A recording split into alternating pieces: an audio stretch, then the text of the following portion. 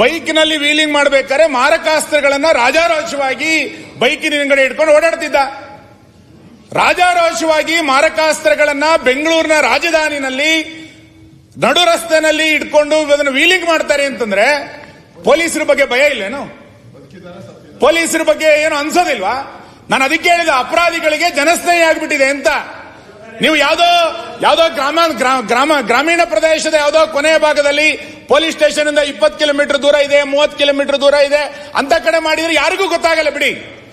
ಆದ್ರೆ ಬೆಂಗಳೂರಿನಂತ ರಾಜಧಾನಿಯಲ್ಲಿ ಜನ ಬಿಡದಂತ ಪ್ರದೇಶದಲ್ಲಿ ಮಹಿಳೆಯರು ಮಕ್ಕಳು ಓಡಾಡುವಂತ ಜಾಗದಲ್ಲಿ ವೀಲಿಂಗ್ ಮಾಡಬೇಕಾದ್ರೆ ಹಿಂಗಡೆ ಸೀಟ್ ನಲ್ಲಿ ಮಾರಕಾಸ್ತ್ರಗಳನ್ನ ಇಟ್ಕೊಂಡು ಪಿಕ್ಚರ್ ತರ ಜಳಪಳಿಸ್ಕೊಂಡು ಓಡಾಡ್ತಾ ಇದ್ರೆ ಸರ್ಕಾರಕ್ಕೆ ಏನು ಅನ್ನಿಸ್ಬೇಕಲ್ಲ?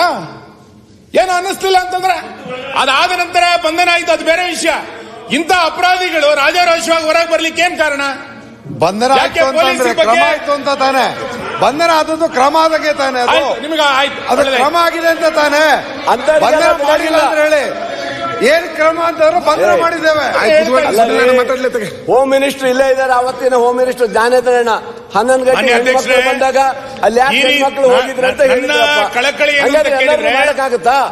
ನನ್ನ ಕಳಕಳಿ ಏನು ಅಂತ ಕೇಳಿದ್ರೆ ಅಡ್ಜಸ್ಟ್ ಮಾಡ್ಕೋಬೇಕಪ್ಪ. ನನ್ನ ಕಳಕಳಿ ಏನು ಅಂತ ಕೇಳಿದ್ರೆ ನಮ್ ಲೀಡರ್ ಹೇಳ್ತಾರೆ ಏನ್ ಸತ್ತೋಗಿದ್ರ ಪೊಲೀಸರು ಅಂತಾರೆ. ಪೊಲೀಸರು ಎಲ್ಲಾ ಕಡೆ ಇರಕ್ಕಾಗುತ್ತಾ? ಅಡ್ಜಸ್ಟ್ ಮಾಡಿರ್ತಾರಪ್ಪ. ಕಂಟ್ರೋಲ್ ಮಾಡ್ಬೇಕಲ್ಲ.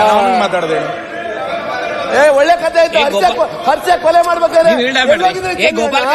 ಹರ್ಷನ್ ಕೊಲೆ ಆಗ್ಬೇಕಾದ್ರೆ ನಿಮ್ ಸರ್ಕಾರ ಎಲ್ಲೋಗಿತ್ತು? ಗೋಪಾಲ್ ಕೃಷ್ಣ ನಾವೇನ್ ಸಾಹಿತ್ಯ ಕೇಳಿಲ್ಲ. ನಾವು ಹಿಂದೂಗಳೇ, ನಾವು ಬೇರೆ ಅಲ್ಲ. ನಾವು ಹಿಂದೂಗಳೇ, ನಾನು ಹಿಂದೂ. ಯಾವನೇ ಕೊಲೆ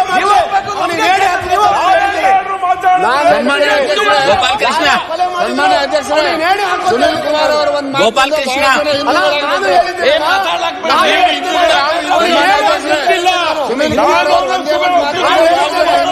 ಗೋಪಾಲ್ ಕೃಷ್ಣ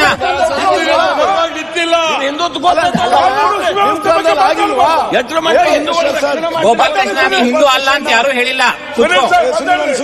ಮಾನ್ಯ ಅಧ್ಯಕ್ಷರೇ,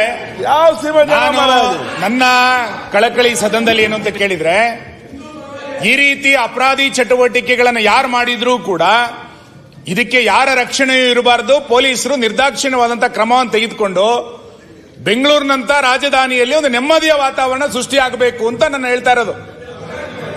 ಯಾಕೆ ಸುಮ್ಮನೆ ಮಾಡ್ತಾ ಇದ್ದೀವಿ? ಇದನ್ನ ಬಿಟ್ಟು ಇವತ್ತು ಮಾರಕಾಸ್ತ್ರಗಳು